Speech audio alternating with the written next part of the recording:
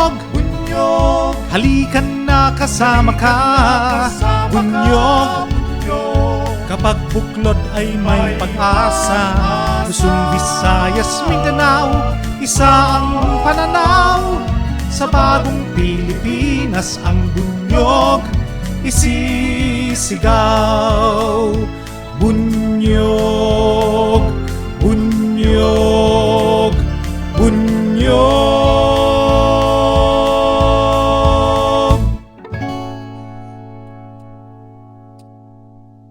Mga kabunyog, mga kababayan, update doon sa dati ko na tong natalakay nung nakaraang araw.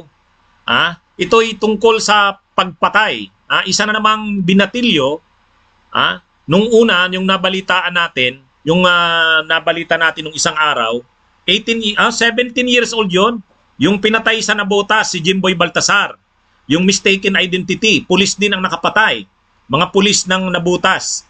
Pero ito, bago na naman to mga kabunyog, mga kababayan, binalita ko na to ng nakaraang araw, pero may update tayo. Kinasuhan na yung mga pulis na sangkot. Yung mga pulis na may kagagawa ng krimen. Salamat naman at kinasuhan na sila. Pero sana hindi ito paglilinis na naman. Kasi baka pinapalamig lang nila, ngayong mainit pa ang sitwasyon, kinakasuhan. Pero pagdating ng panahon, papalibrihin din. Sana hindi ganon. Kailangan nating masubaybayan to. Baka na naman magkaroon na naman to ng makis-makis itong pangyayaring ito. Pero ang malungkot dito mga kabunyog, mga kababayan, kahit pa nakasuhan na yung pulis na may kagagawa ng krimen, malungkot pa rin kasi ano ba itong nangyayari? Lagi na lang pulis ang sangkot sa mga maraming kaso ng pang-aabuso at krimen. At biktima ang mga sibilyan. Biktima ang mga karaniwang mamamayan. So ano na nangyayari sa pulis natin? Nasaan na yung to serve and protect? Wala na eh. Sila na yung hindi na sila yung tagapagtanggol, tagaprotekta, tagapaglingkod sa mamamayan. Hindi na. Sila na ang tagapag-abuso sa mamamayan. Yan ang problema ngayon. Ito ang nangyari dito mga kabunyog. Nangyari ito sa Rodriguez Rizal. Sa Rodriguez Rizal. Ngayon ang nangyari, itong pulis na to at isang kasamahan niya, nakasibilyan na damit, nag-checkpoint. Iwan natin kung ano bang pumasok sa ulo nito. Basta na lang nag-checkpoint, wala naman siyang pagpapakilanlan na pulisya, nang harang siya kung sinong dumaraan na motorista, natimingan niya, hinarang niya yung isang binatilyo. Hinarang niya nitong pulis na ito. Dahil nakasibilyan sila, hindi naman kilalang pulis, natakot yung binatilyo. Pinatakbo niya yung kanyang motor. Hindi siya tumigil sa checkpoint. Ang ginawa nitong mga pulis na ito na nakasibilyan, mga kabunyog, hinabol. So, pwede namang wag na nilang habulin yun. Hinabol. So, mayroon talaga itong masamang balak itong mga pulis na to. Ngayon, yung pulis may kasabay na isang sibilyan sa kanyang motor, hinabol yung binata. Hindi nila inabutan. Nung marapit na sila dun sa bahay ng binata, tinututukan nila ng baril. Napansin nung binata na tinutok sa kanyang baril, kinuha niya yung helmet, tinapon niya dun sa pulis para ma-distract kasi nakatutok na yung baril sa kanya. Ang ginawa ng pulis, nagpaputok. Sa pagpaputok nila, ang tinamaan yung kapatid nung binata na 15 years old paglabas sa bahay. Yan po ang nangyari dito, mga kabunyog. Panoorin nyo itong pangyayari. Patay ang isang binatilyong 15 anyos matapos siyang mabaril ng pulis na humahabol sa kanyang kuya sa Rodriguez Rizal. Hinala ng pamilya ng biktima, lasing ang nakabaril na pulis. Nasa frontline ng balitang yan, si Brian Castillo. Nasasabik na sana magbalik eskwela sa susunod na linggo ang 15 taong gulang at grade 9 student na si John Francis Sumpad. Pero hindi na matutupad ang pangarap niyang makapagtapos ng pag-aaral. Nasawi kasi siya matapos mabaril ng isang pulis sa harap mismo ng kanilang bahay sa barangay San Isidro, Rodriguez Rizal. Kwento ng kuya ng biktima na si John Ace, linggo ng madaling araw at pauwi na siya sa kanilang bahay sakay ng motor nang sitahin siya ng 2 lalaking nakamotor din. Nagpakilala pa raw na pulis ang tila nakainom umanong rider nang hanapan siya ng mga dokumento.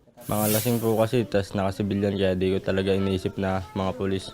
Iniisip ko lang po mga karnaper o hold upin po ako eh. Pero kung may naka-uniform naman po sila, hihinto ako eh. Umalis na lang si John Ace dahil sa takot sa mga sumita sa kanya. Sa kuhang ito ng CCTV, makikita pang humarurot na si John Ace sa isang iskinita malapit sa kanilang bahay. Sinundan naman siya ng dalawang lalaking magkaangkas sa motor. Sa isa pang kuha, makikitang nililingon ni John Ace ang sumusunod na motor. Nakita raw niyang may binubunot sa bulsa ang angkas ng sumusunod sa kanya, kaya ibinato niya sa kanila ang kanyang helmet. Pagbato ko po ng helmet, nadaplisan po yung back ride, tas dun po bumagsak na din yung motor. Pagbagsak po ng motor nila, pagtayo na po ng driver, dun na po bumunot din ng baril, saka po ako pinagpapaputukan.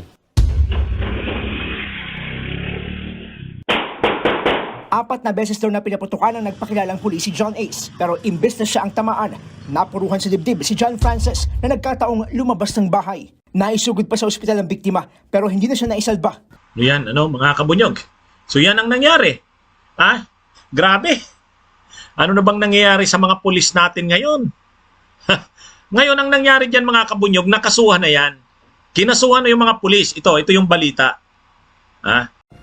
In this case po ay malinaw po itong pulis na ito ay napakarami kung ano nga ba yung ginagawa niya sa lugar na yon.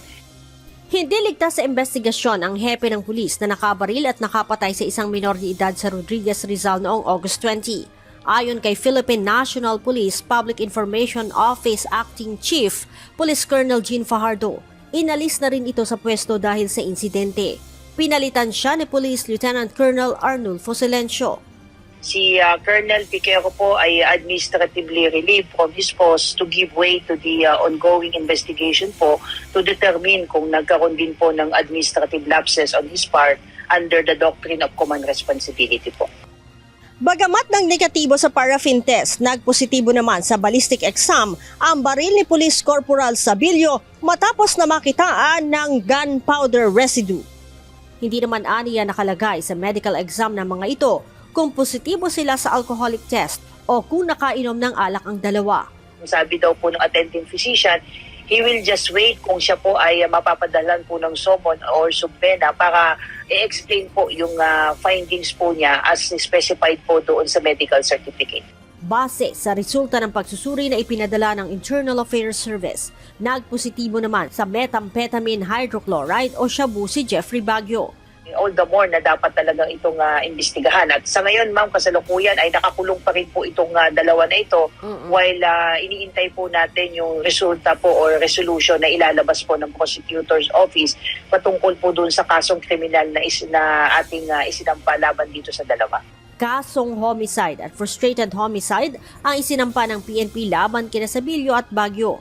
Hating gabi ng August 20, hinarang ni na Police Corporal Sabilio at Baguio si John Ace Umpad na parehong sakay ng motorsiklo.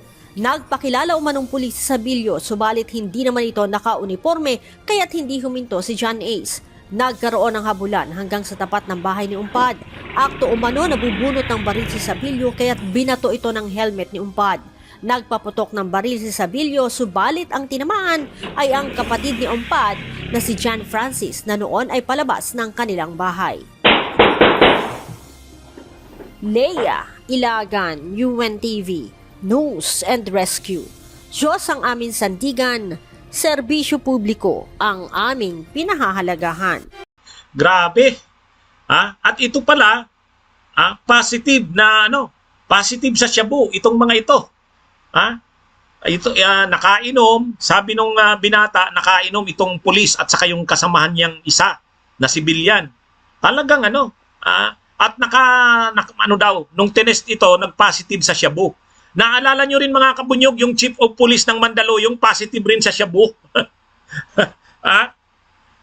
Di ba mga kabunyog? Yung Chief of Police ng Mandaluyong, nung tinest, positive din sa shabu. Ay sos mga kabunyog, ito na ang mga pulis na lalong lumala ang kanilang mga pang-aabuso sa panahon ni Duterte. Mga yan yung kulturang pinalaganap ni Duterte.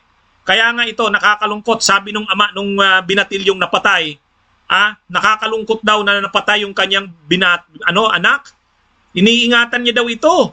Pinalaki niya, iniingatan at nakakalungkot daw na pinatay ito o napatay, ang nakapatay pa, pulis. Yun, grabe. Ito mga kabunyog. Iniingatan na kahit kagat ng lamok, hindi barilin lang. Pulis pa ang babaril. Ang tindi nung sinabi niya. Inaano niya yung anak niya, pinalaki niya, iningatan, tapos babarilin lang. Tapos alam niyo kung anong doon sa sinabi niya? Pulis pa ang pumatay. Ay mga kabunyog, grabe na ito. Kaya kahit si Bishop Ambo David nagpahayag na ng pagkabahala kasi sunod-sunod na ito eh. Sunod-sunod ditong mga pulis abuses, mga pang-aabuso ng pulis. Grabe mga kabunyog. Nung isang araw yung binatilyong pinatay sa sa Nabuta City, si Jimboy Baltasar. Pagkatapos itong sumunod nga, itong binatilyo naman na 15 years old, Sam Rodriguez Rizal. Pagkatapos ex-police naman yung kalbo na nanapak at nagkasa ng kanyang baril doon sa isang siklista. Grabe mga kabunyog. Talagang ang pattern na ngayon ng mga pulis, abusado. Ito na yung kultura ng mga pulis na lumaganap lalo dahil kay Duterte. Ayan. Okay, sige mga kabunyog, mga kababayan, paki-share po nitong live natin ngayon para po malaman ng ating mga kababayan. Mabuhay po tayo. Patuloy po nating itaguyod ang katotohanan. Ipaglaban natin ang nag-iisa nating mahal na inang bayan.